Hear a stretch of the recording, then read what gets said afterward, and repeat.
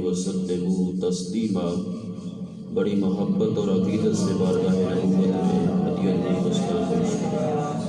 الصلاۃ والسلام علیک یا رسول اللہ وعلی آلک واصحابک یا رحمۃ للعالمین۔ الصلاۃ والسلام علیک یا نور اللہ وعلی آلک واصحابک یا جد الحسن والحسین۔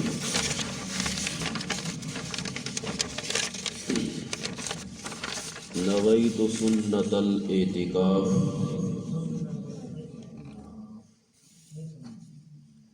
برادران اسلام، اللہ رب العالمین جل مجدہ الکریم کی حمد و ثنا نبی مکرم صاحب دولاب علیہ تحیت و تسلیم کی بارگاہ اقدس میں ہدیۃ الاسلام پیش کرنے کے بعد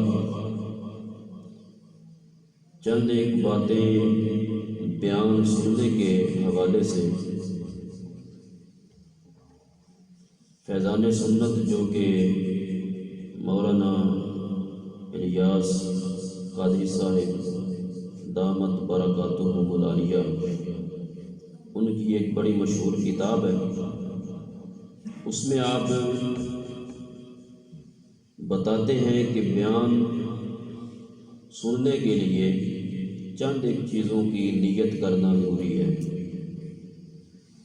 ایک تو یہ کہ قریب آ کر درس کی تعظیم کی نیت سے ہو سکے تو بندے کو دو زانو بیٹھنا چاہیے۔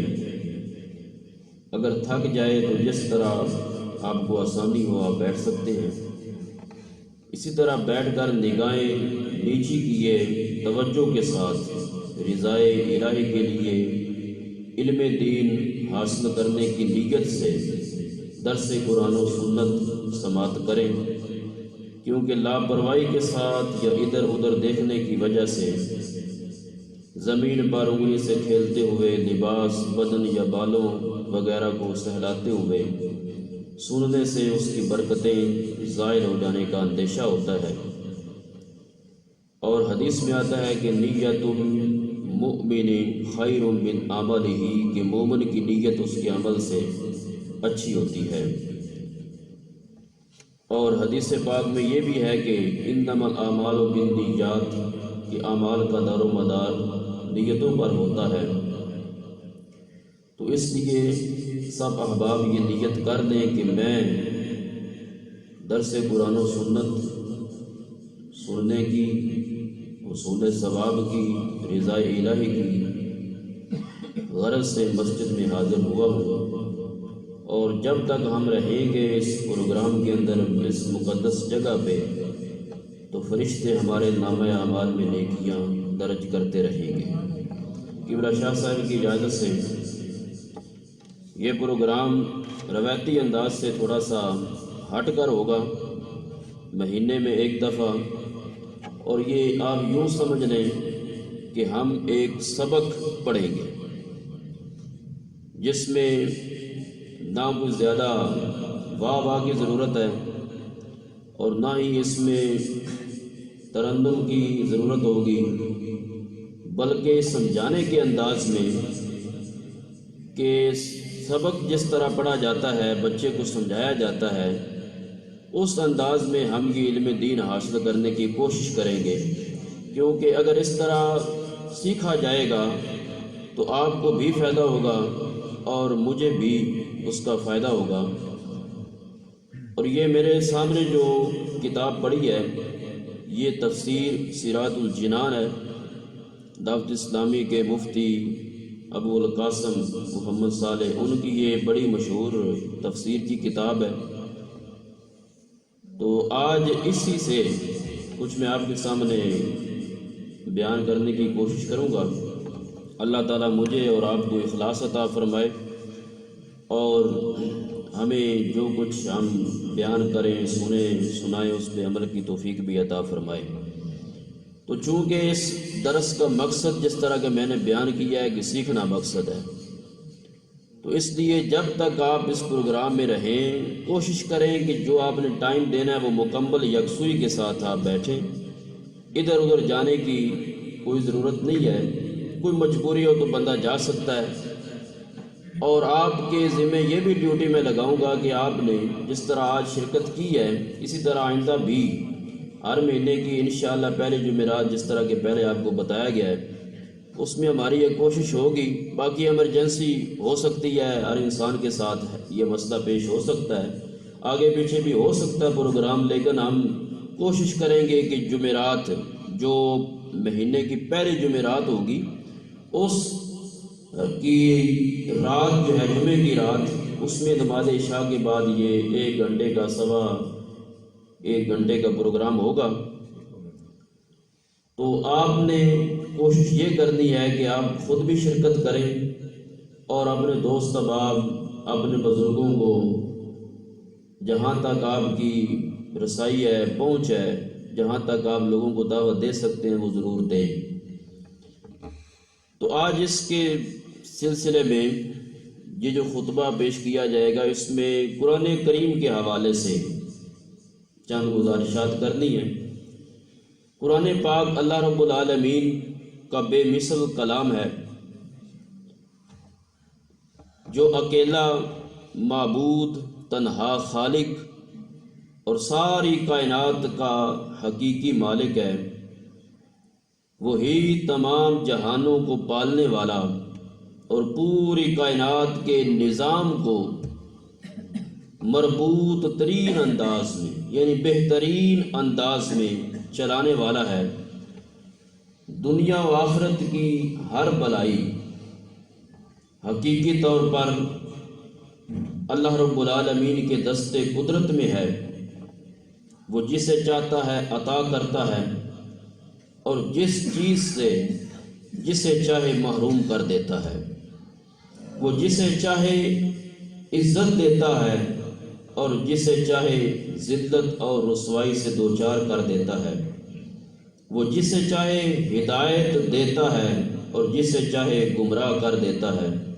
اور اس نے اپنا یہ کلام یعنی قرآن مجید رسولوں کے سردار دو عالم کے تاجدار حبیب بے مثال نبی مکرم محمد مصطفیٰ صلی اللہ علیہ وآلہ وسلم پر نازل فرمایا تاکہ اس کے ذریعے آپ صلی اللہ علیہ وآلہ وسلم لوگوں کو اللہ تعالیٰ پر ایمان لانے اور دین حق کی پیروی کی طرف بلائیں اور شرک و کفر اور نافرمانی کے انجام سے ڈرائیں.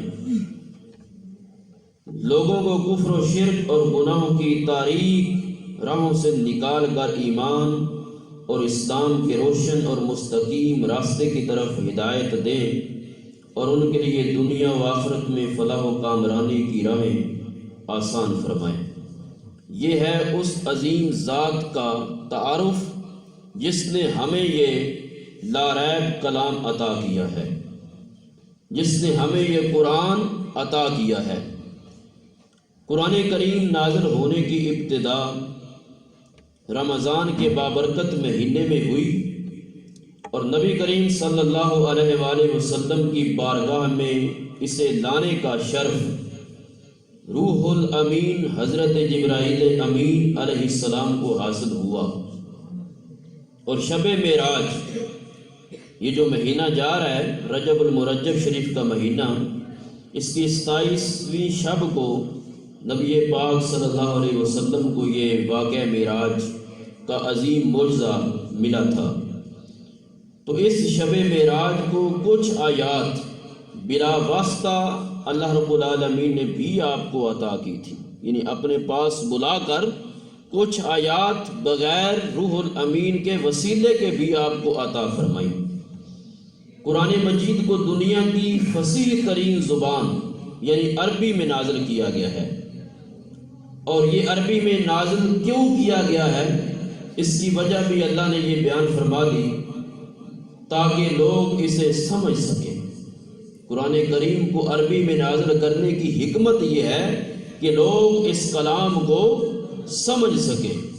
اور عرب کے رہنے والوں اور کفار قریش کے لیے کوئی عذر باقی نہ رہے، وہ یہ نہ کہہ سکے ہم اس کلام کو سن کر کیا کریں گے جسے ہم سمجھ ہی نہیں سکتے، یعنی ان کا یہ عذر باقی نہیں رہنے دیا۔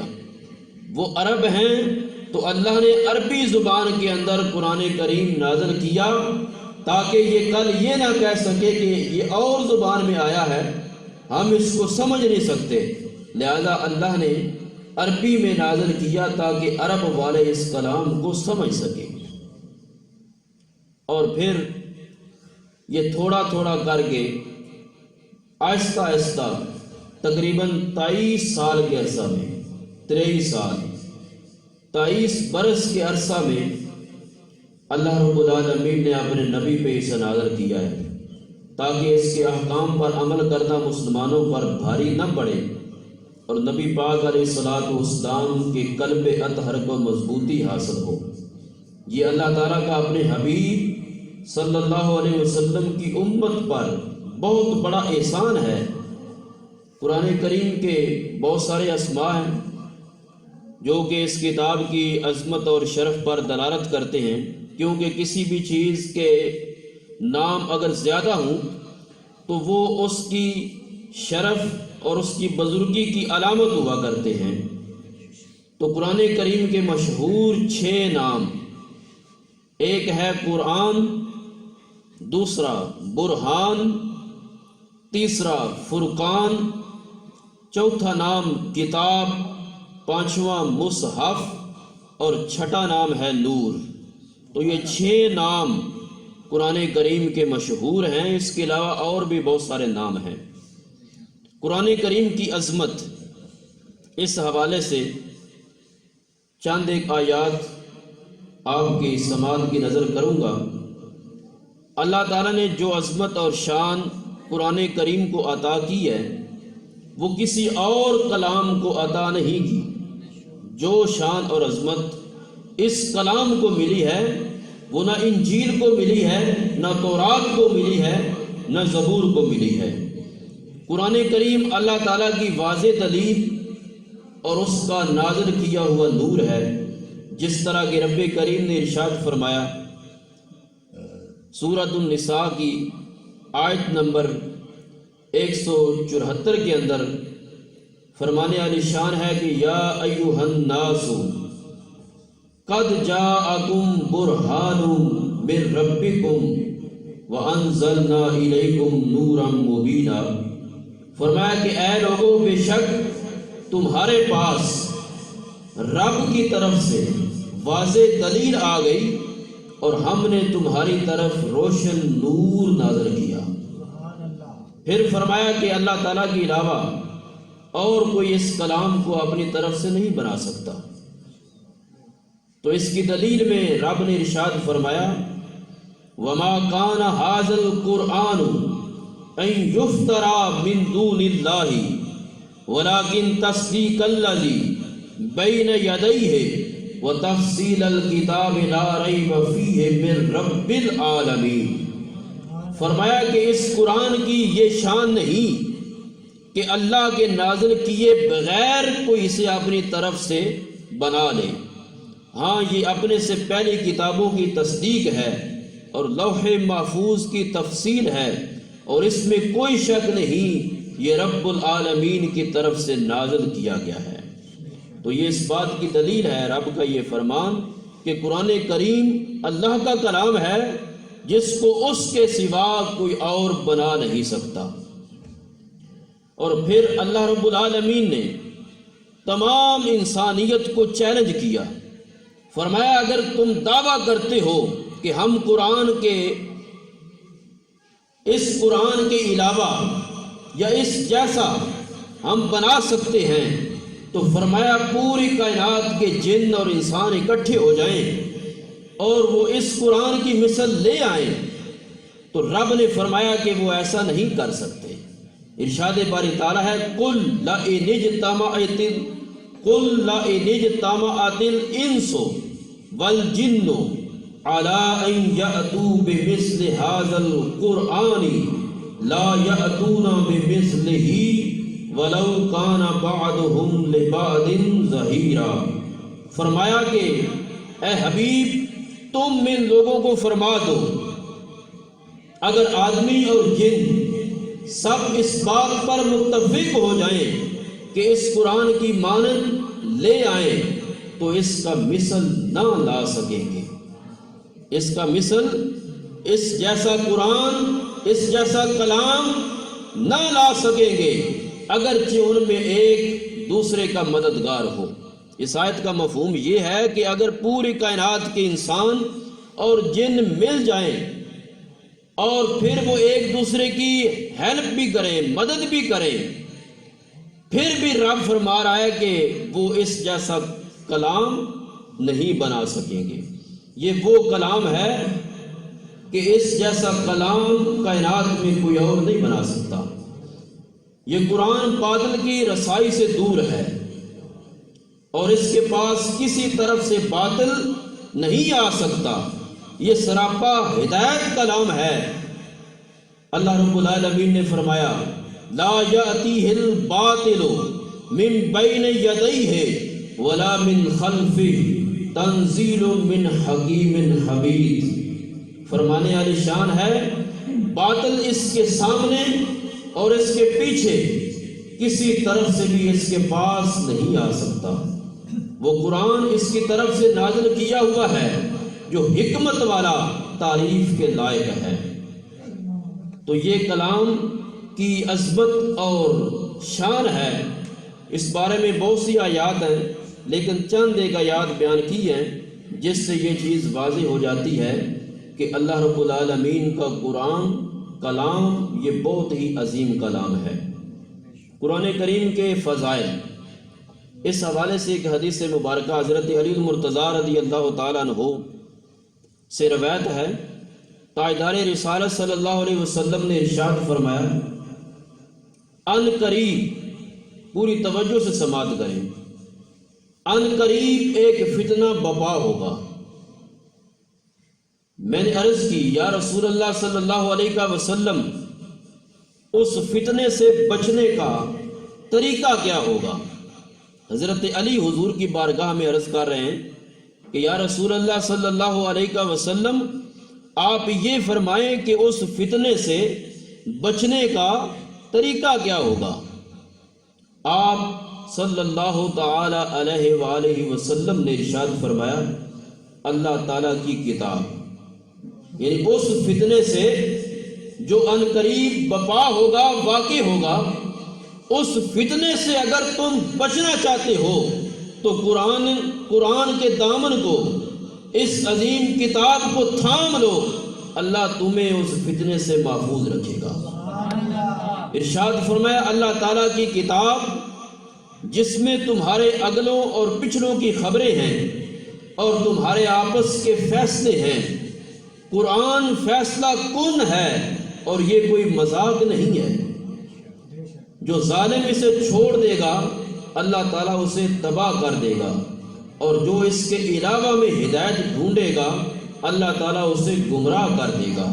وہ اللہ تعالیٰ کی مضبوط رسی اور حکمت والا ذکر ہے، وہ سیدھا راستہ ہے۔ قرآن وہ ہے جس کی برکت سے خواہشات بگڑتی نہیں اور جس کے ساتھ دوسری زبانیں مل کر اسے مشتبہ یا مشکوک بنا سکتی نہیں، جس سے علماء سیر نہیں ہوتے، جو زیادہ دہرانے سے پرانا نہیں پڑتا۔ دنیا کی کوئی کتاب ہے اگر ہم اس کو 1 2 بار 5 بار پڑھ لیں تو بالآخر اس سے تنگ آ جاتے ہیں، لیکن یہ وہ کلام ہے جس کو جتنی بار پڑھا جائے بندہ تنگ نہیں آتا۔ یہ وہ لاریب کلام ہے رب کا جو زیادہ دہرانے سے پرانا نہیں پڑتا، جس کے عجائبات ختم نہیں ہوتے۔ قرآن ہی وہ ہے کہ جب اسے جنات نے سنا تو یہ کہے بغیر نہ رہ سکے کہ ہم نے عجیب قرآن سنا ہے جو اچھائی کی رہبری کرتا ہے، تو ہم اس پر ایمان لے آئے۔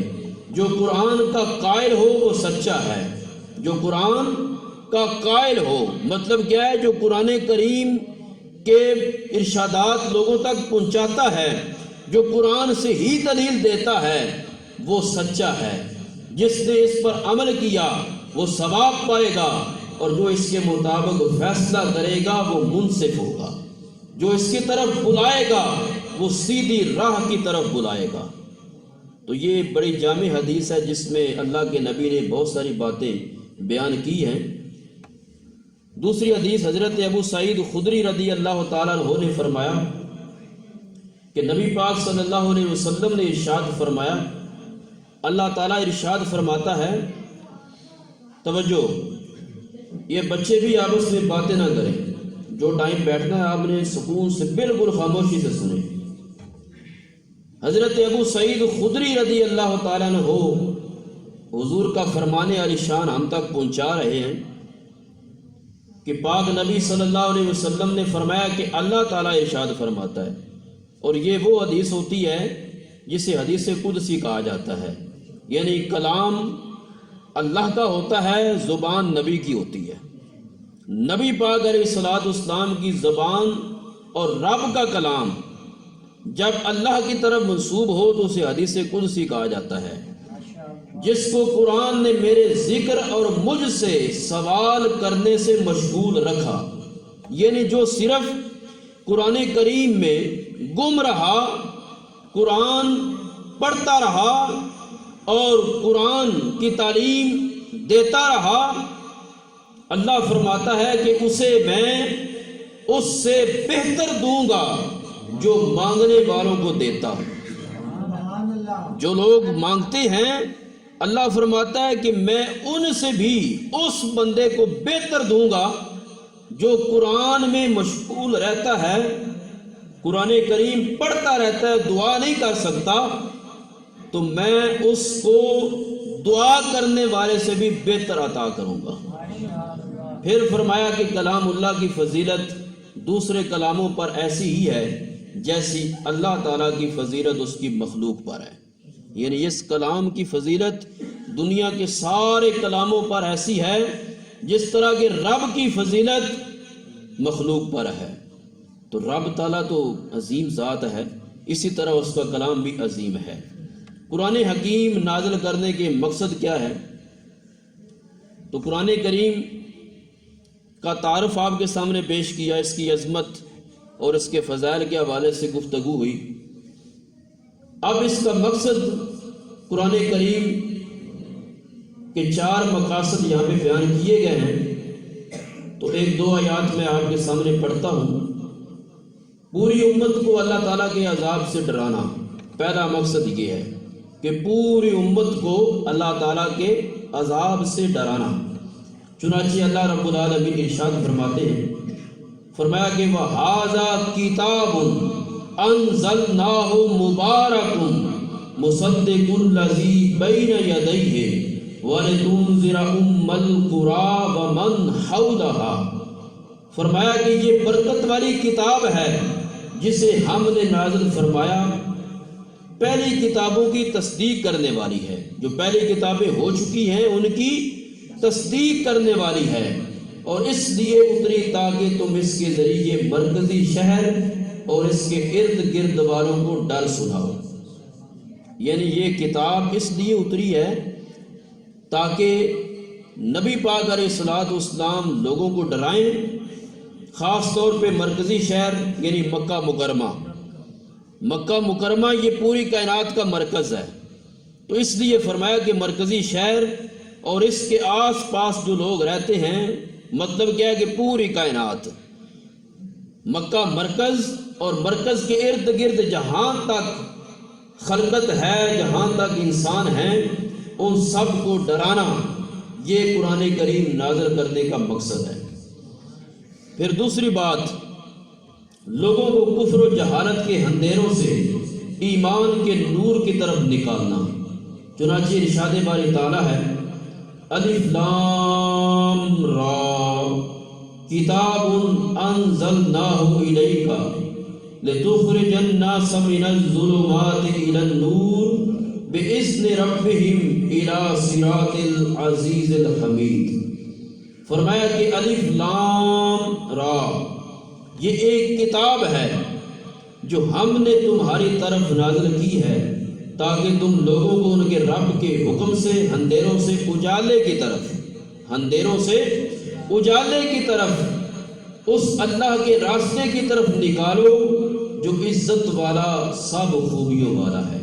تو قرآن حکیم نازل کرنے کا یہ دوسرا مقصد ہے تاکہ کائنات کے اندر بسنے والے انسانوں کو ظلمت اور کفر کے اندھیروں سے نکال کے ان کو نور ایمان کی طرف لایا جائے۔ قرآن پاک کے آداب، چونکہ یہ اتنی عظیم کتاب ہے اسی طرح اس کتاب کے آداب بھی ہیں، تو دنیا کی کوئی کتاب اس کے ہم پلہ نہیں ہو سکتی، یہ اللہ کا کلام ہے۔ دنیا کی کوئی کتاب ہے تو اس کا بھی ادب و احترام کرنا چاہیے۔ کتاب کے بارے میں یہ ہے کہ اس کو زمین پر نہ رکھیں۔ آج کل ہمارے ہاں عجیب قسم کا ایک سما ہے کہ جگہ جگہ پہ اخبارات کے ٹکڑے ہیں جن پہ اللہ اور رسول کا نام لکھا ہوتا ہے، اور کاغذ ہیں، بچے لکھتے ہیں، پھر ان کو گلیوں میں وہ پھاڑ کے پھینکتے ہیں، تو یہ آداب کے خلاف ہے۔ آپ نے وہ واقعہ سنا ہوگا کہ حضرت بشر حافی رحمۃ اللہ علیہ بہت بڑے ولی گزرے ہیں، انہوں نے ایک مرتبہ صرف ایک کاغذ کے اوپر اللہ کا نام لکھا ہوا دیکھا تھا، تو وہ کاغذ کا ٹکڑا انہوں نے اٹھا کے اس کو صاف کر کے خوشبو سے معطر کر کے اسے بڑی اچھی جگہ پہ رکھا، اور پہلے ان کو دنیا جانتی نہیں تھی، لوگ ان کو مجنوں کہتے تھے، دیوانہ کہتے تھے۔ جب انہوں نے اللہ کے نام کی تعظیم کی، اس میں یہ طلباء کے لیے بہت بڑا سبق ہے، ہم سب کے لیے، ایک کاغذ کے ٹکڑے پہ اللہ کا نام لکھا ہوا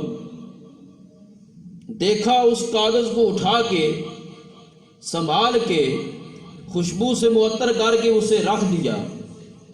اللہ رب العالمین نے کرم کیا، جس طرح انہوں نے اس نام کی تعظیم کی، اللہ نے ان کا چرچا دنیا میں بلند کر دیا، اور پھر جس طرف وہ جاتے تھے، جس راستے پہ جاتے تھے، پاؤں میں وہ جوتا نہیں پہنتے تھے، اس لیے ان کو حافی کہتے ہیں۔ حافی کا معنی ہوتا ہے پاؤں سے ننگا، یعنی جوتے کے بغیر۔ تو وہ پاؤں میں جوتا پہنے بغیر گلیوں میں چلتے تھے۔ رب تعالیٰ نے جانوروں کو حکم دے دیا کہ تم نے اس راستے پہ گوبر یا لید نہیں کرنی جہاں سے میرا بندہ بشر حافی گزرے گا۔ ایک اللہ کے نام کی تعظیم کی وجہ سے جانور بھی ان کی عزت کرتے تھے، اور اس راستے پہ وہ پیشاب نہیں کرتے تھے جہاں سے حضرت بشر حافی رحمۃ اللہ علیہ نے گزرنا ہوتا تھا۔ تو اس میں ہم سب کے لیے درس ہے کہ کوئی بھی آپ کاغذ کا، اخبار کا ٹکڑا کہیں پہ دیکھیں تو اس کو اٹھائیں، کسی دیوار میں اس کو رکھ دیں، کسی محفوظ جگہ پہ اس کو رکھ دیں۔ اگرچہ اس پہ اللہ اور رسول کا نام نہ بھی لکھا ہوا ہو، لیکن الف بے لکھی ہو تو الف بے سے ہی یہ حروف مل کر ہی تو الفاظ بنتے ہیں۔ اب اللہ کا لفظ ہے تو اس میں 4 حروف ہیں، الف ہے، پھر 2 مرتبہ لام ہے، پھر ہا ہے، تو حروف مل کر لفظ بنتے ہیں۔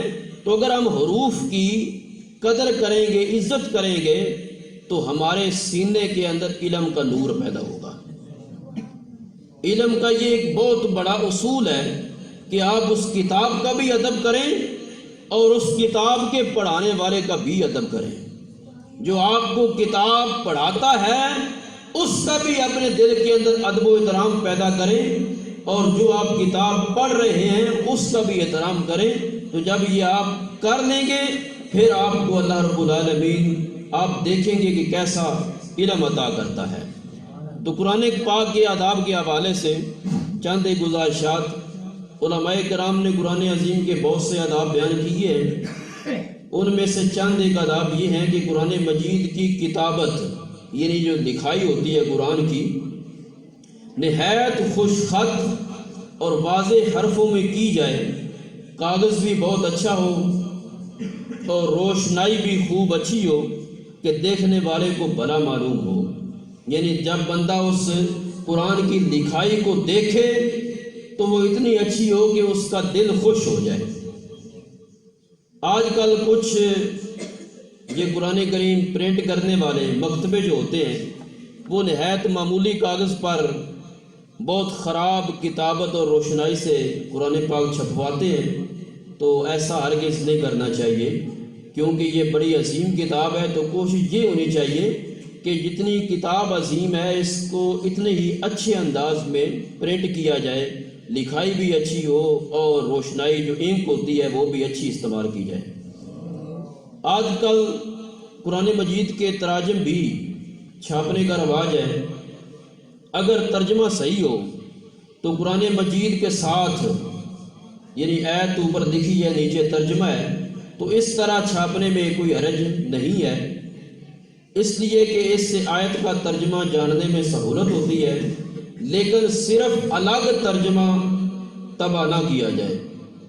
یعنی قرآن پاک کی آیت کے نیچے ترجمہ آپ لکھتے ہیں تو یہ ٹھیک ہے، ترجمہ اگر صحیح ہے تو اس طرح چھپوانا چاہیے، لیکن صرف ترجمہ نہیں ہونا چاہیے کہ اس میں قرآن پاک کی آیت ہی نہ ہو، یہ نہیں ہونا چاہیے۔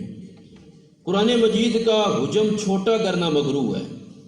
یعنی قرآن پاک کا حجم چھوٹا کرنے کا مطلب یہ ہے کہ اس کو جس طرح کہ آج کل چھوٹے چھوٹے قرآن پاک کے نسخے آ رہے ہیں، جیب میں ان کو ڈالا جا سکتا ہے یا اس کا سائز بالکل چھوٹا کر دیا جاتا ہے، تو یہ مکروہ ہے۔ کچھ مکتبے ہیں وہ تعویذی قرآن پاک چھاپتے ہیں، تعویذی، اور وہ اتنی باریک ان کی لکھائی ہوتی ہے کہ اس کو پڑھا نہیں جا سکتا، تو اس طرح اس کی بے ادبی ہونے کا بھی امکان ہوتا ہے۔ اور دوسرا یہ کہ مقصد فوت ہو جاتا ہے کہ قرآن کریم کا مقصد تو یہ ہے کہ اس کو پڑھنا آسان ہو، بندہ اس کو پڑھ سکے، تو اگر بالکل باریک قلم کے ساتھ، باریک خط کے ساتھ اس کو لکھا جائے تو وہ پڑھا نہیں جائے گا۔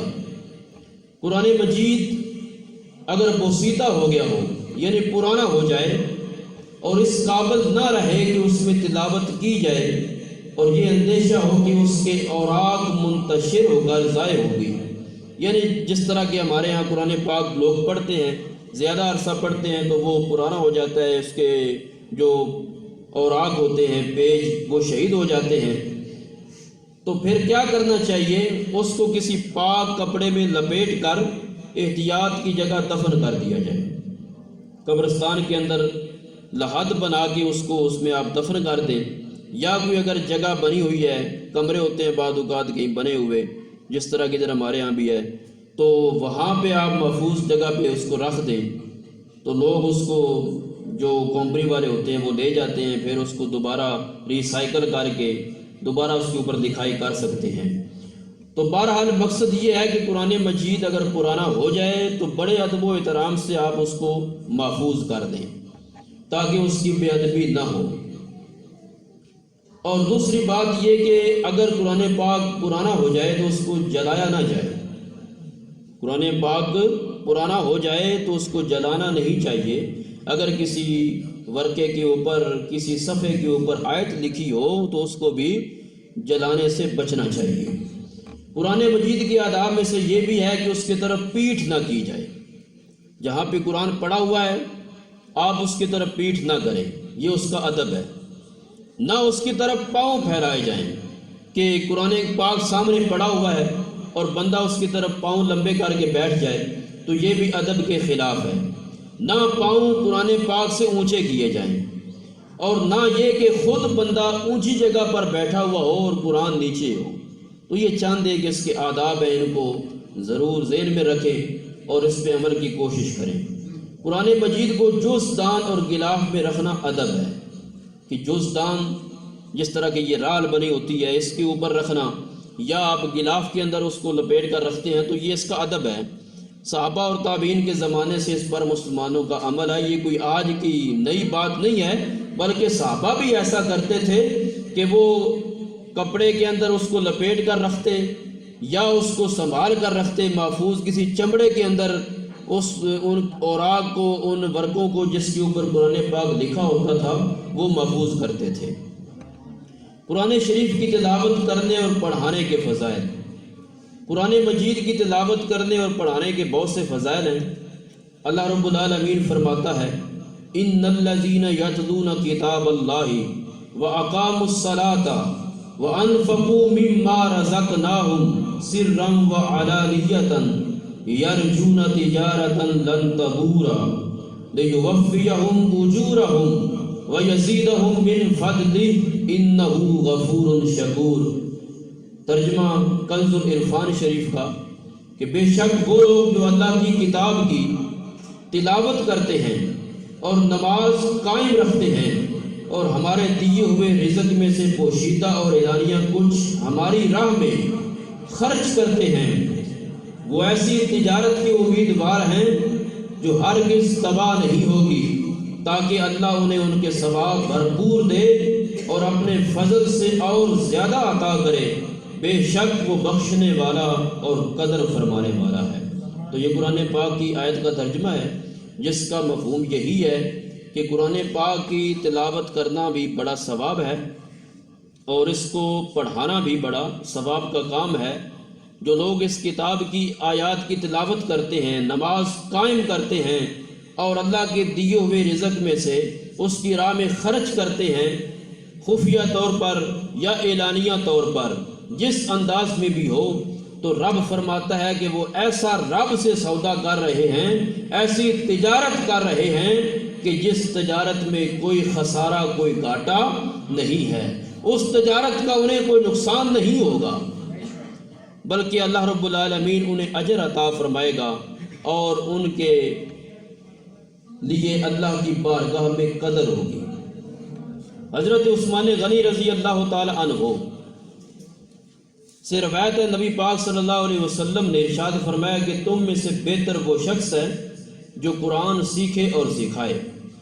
اب اس حدیث کو اگر آپ ذہن میں رکھ لیں کہ دنیا کے اندر بہتری کے معیار ہم نے بہت سے بنا لیے ہیں، کسی کے پاس مال و دولت ہے، کسی کے پاس بینک بیلنس ہے، کسی کے پاس گاڑی ہے، جائیداد ہے، کوئی کسی اونچے منصب پہ ہے، کوئی افسر لگ گیا ہے، کوئی بہت بڑا جاگیردار بن گیا ہے، تو ہم سمجھتے ہیں کہ وہ بہت اچھا ہے، وہ بہترین ہے، لیکن نبی پاک صلی اللہ علیہ وسلم ہمیں یہ فرما رہے ہیں کہ تم میں سے بہتر وہ ہے جو قرآن سیکھے، قرآن سیکھے، یعنی طالب علم جو قرآن کریم کا علم حاصل کرتا ہے، اللہ کی بارگاہ میں وہ بہترین شخص ہے، اور جو قرآن کریم سکھاتا ہے، رب کا حبیب فرما رہا ہے کہ وہ بھی اللہ کے ہاں بہترین ہے۔ تو گویا کہ قرآن کریم پڑھنا اور پڑھانا یہ وہ عمل ہے جس کو اللہ کا نبی بہترین قرار دے رہا ہے۔ تو اس لیے قرآن کریم آج کی اس بزم کا، اس محفل کا یہ میسج ہے کہ قرآن کریم آپ پڑھیں اور اس کو سیکھیں۔ جو کمی کوتاہی ہے، عمر کا کوئی بھی سٹیج ہے تو آپ اس کو دور کریں۔ یہ نہیں کہ اگر میرے بال سفید ہو گئے تو اب میں قرآن کریم پڑھوں گا تو لوگ کیا کہیں گے۔ بھئی لوگ تو بچپن میں بھی کہتے ہیں، جوانی کے اندر بھی بولتے ہیں، بڑھاپے میں بھی وہ کہتے رہیں گے۔ آپ نے لوگوں کو نہیں دیکھنا، آپ نے اللہ کو دیکھنا ہے۔ آپ کی نظر اس کی رضا پر ہونی چاہیے، آپ کی نظر اپنے نبی کے پیغام پر ہونی چاہیے۔ تو زندگی کا کوئی بھی سٹیج ہو، زندگی کا کوئی بھی مقام ہو، علم کے لیے وہ کوئی پابندی نہیں لگاتا کہ آپ نے اس عمر میں پڑھنا ہے، اس عمر میں نہیں پڑھ سکتے، بلکہ حضور علیہ السلام کا فرمانے علی شان ہے، اطلب العلم من المہد الی اللحد۔ پاک نبی نے ارشاد فرمایا کہ اے لوگوں، ماں کی گود سے لے کر قبر جانے تک علم حاصل کرو۔ ہم علم سے چونکہ دور ہو رہے ہیں اور یہی ہمارے زوال کا سبب ہے۔ آج دوسرے لوگ بڑی دین کی تبلیغ کرتے ہیں، دعوت دیتے ہیں، لیکن ہم دیکھیں نا اپنا جو ہمارا ایک اہل سنت والجماعت کا ایک طرز عمل بن چکا ہے، ہماری ترجیحات بدل گئی ہیں کہ ہم وہ محفلیں بڑی بڑی کرواتے ہیں، ان پہ لاکھوں خرچ کر دیتے ہیں، لیکن اگر ایک اچھا کام ہے، دینی کام ہے، جس کا فائدہ ہماری نسل کو ہو رہا ہے، مدرسہ ہے، ہم اس پہ خرچ نہیں کرتے، محفل کے اوپر ہم لاکھوں خرچ کر دیں گے، اور کاموں میں ہم بڑا خرچ کریں گے، لیکن جس کام کا فائدہ ہماری نسل کو، آنے والی نسلوں کو ہوگا، ہم اس کی طرف نہیں دیکھتے۔ بھئی آج میں اس جگہ پہ ہوں، کل اس جگہ پہ ہمارا بچہ ہوگا، کل اس کی جگہ پہ اس کا بچہ ہوگا، تو یہ سلسلہ نسل در نسل چلتا رہے گا۔ اور اگر آج ہم اس کام کو چھوڑ دیں، یعنی ہم بھی توجہ نہ کریں، تو ہماری نسل اس طرف آئے گی نہیں آئے گی۔ تو یہ پروگرام چونکہ ہم نے وہ اعلان بھی کیا ہے، بار بار اعلان ہوئے ہیں، اور سوشل میڈیا کے اوپر شیئر بھی میں نے کیے ہیں، دوستوں نے بھی جو ایڈ تھا اس کو شیئر کیا ہے کافی۔ تو ہمارے اپنے جو مقتدی حضرات ہیں، نمازی حضرات، وہ بھی اس کام میں دلچسپی نہیں لے رہے۔ تو میری آپ سے گزارش یہ ہے کہ آپ، چونکہ یہ پہلا پروگرام تھا، آپ نے اس میں بھرپور دلچسپی لینی ہے، اور جو کچھ میں نے بیان کیا ہے آپ بتائیں کہ آپ کو کچھ حاصل ہوا ہے یا نہیں۔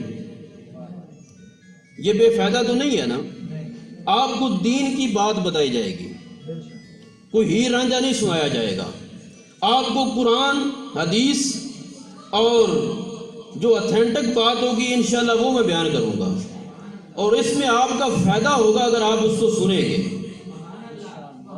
میری گزارش یہ ہے کہ آپ اس کو سنیں، کوشش یہ کریں کہ جو آپ ٹائم دے سکتے ہیں نا، بے شک آپ 10 منٹ بیٹھیں، لیکن وہ 10 منٹ آپ جس طرح بیٹھنے کا حق ہے نا اس طرح بیٹھیں۔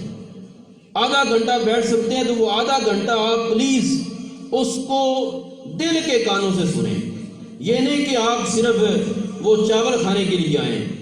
نیت یہ ہونی چاہیے کہ ہم دین کا علم حاصل کرنے کے لیے، سبق لینے کے لیے جا رہے ہیں، تو انشاءاللہ آپ کو چاول تو ملنے ہی ملنے ہیں۔ جو ہماری ہمت ہوئی، آپ نے تعاون بھی کرنا ہے اس میں، تو جو بھی لنگر شریف ہوگا وہ آپ کو ملے گا، لیکن اگر اس کے ساتھ آپ یہ نیت کر دیں نا کہ ہم نے دین کا سبق بھی حاصل کرنا ہے، تو یہ پھر آپ کو اس کا فائدہ بھی ہوگا۔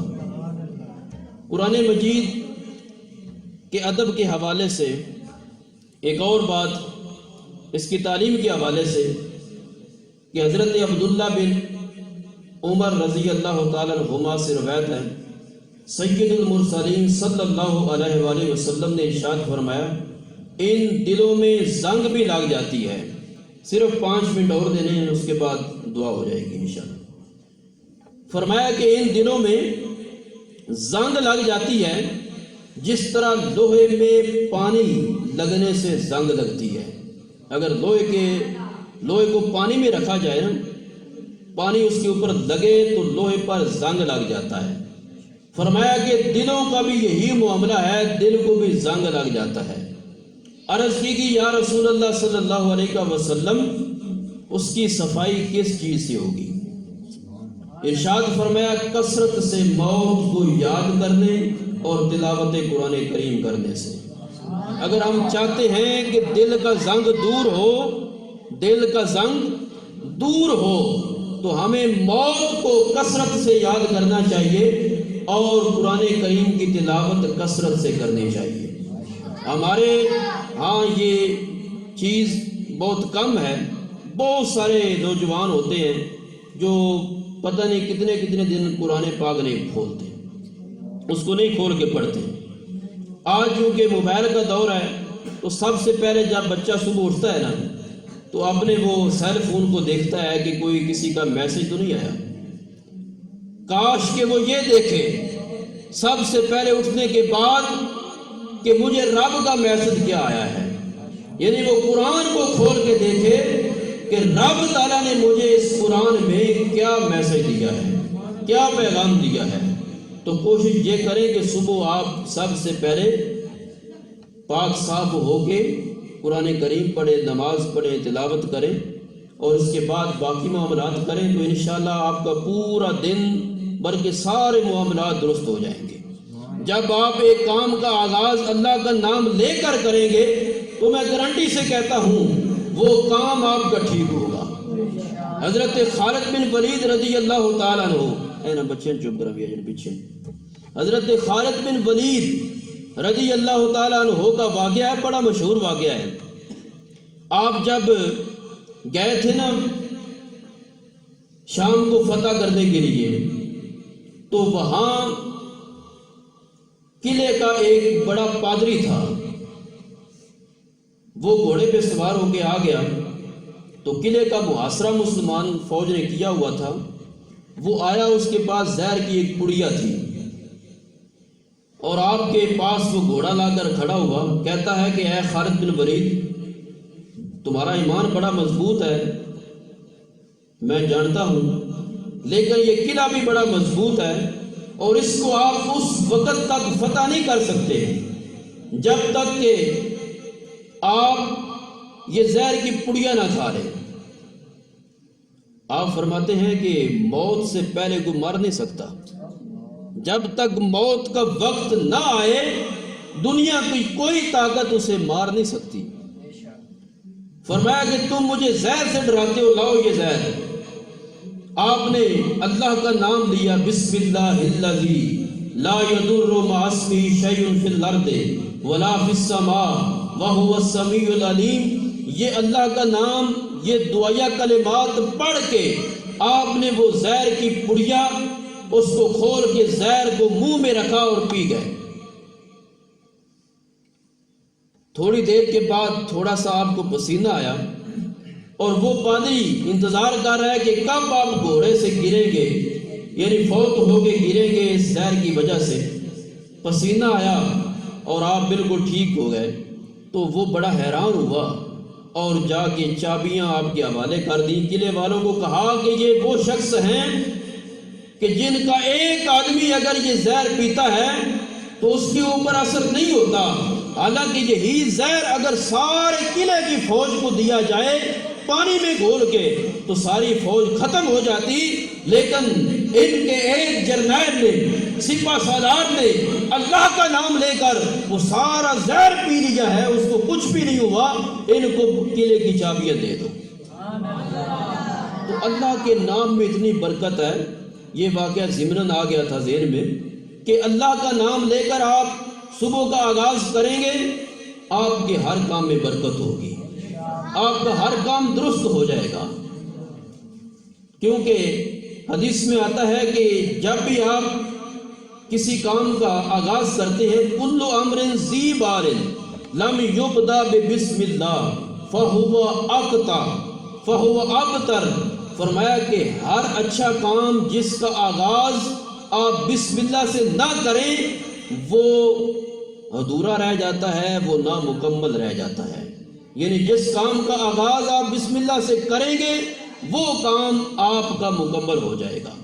اور انشاءاللہ اگلے بیان میں بسم اللہ سے ہی ہم تفسیر کا آغاز کریں گے، اور بسم اللہ کے حوالے سے چند گزارشات کرنے کی کوشش کریں گے۔ دعا ہے کہ اللہ رب العالمین مجھے اور آپ کو جو کچھ ہم نے بیان کیا ہے، سنا ہے، سنایا ہے، اس پہ عمل کی اور ہمیں اس کو سمجھنے کی توفیق عطا فرمائے۔ وما علیہ الا البلاغ المبین۔ چند ایک منٹ کے لیے تھوڑا سا ذکر کریں گے اور اس کے بعد دعائے خیر ہو جائے گی۔